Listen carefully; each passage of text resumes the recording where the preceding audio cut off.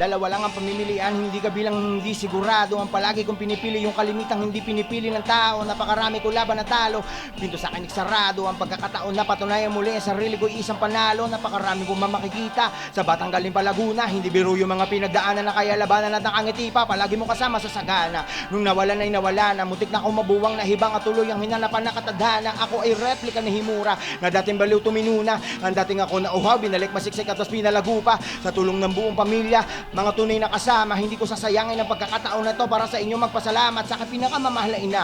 Mulat mula pala ng umpisa, walang salitang pwede makapagpaliwanag ng tunay ko na darama. Ganon din sa akin dalawang kapatid at mga pamangkin pagbayaw, tiyuhin pinsan ng kamag-anak na nasa Italy, ciao.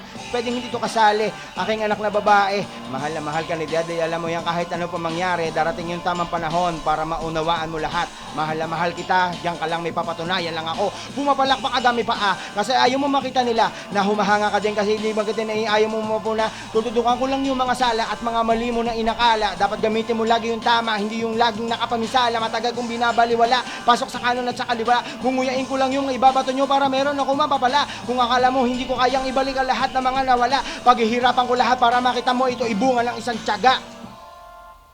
44 bars. Damn.